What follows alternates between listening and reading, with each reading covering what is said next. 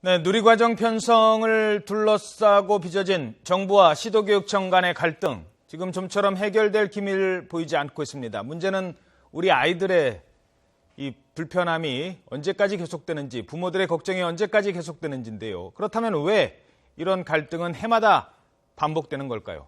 그 이유를 살펴봤습니다. 화면 함께 보시죠. 자, 일단 누리과정은 지난 2011년 5월 시작된 사업입니다. 당시 정부는 유치원과 어린이집으로 나뉘어 있던 만 5세 어린이의 교육과정을 하나로 통합시켰습니다. 지원을 늘려나간다는 계획이었죠. 보건복지부는 2012년 만 3세부터 4세까지로 누리과정을 확대한다는 계획을 발표했습니다. 그리고 박근혜 대통령은 대선 과정에서 0세부터 5세까지 보육과 유아교육에 대해서는 국가가 완전히 책임진다는 공약을 내걸고 당선이 됐습니다. 문제는 돈입니다.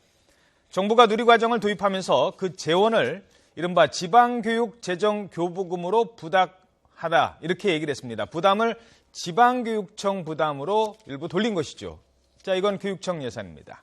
정부는 매년 내국세 수입의 20.78%를 지방교육재정교부금으로 교육청에 나눠줍니다.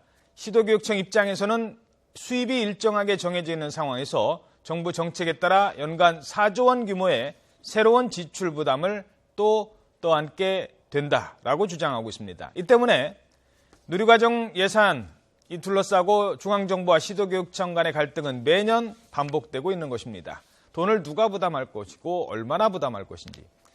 정부는 시도교육청들이 학생 수 감소 등으로 지출 부담을 줄일 여력이 있는데도 구조조정 노력은 제대로 하지 않고 돈만 없다 이런 얘기를 하고 있다고 주장하고 있습니다.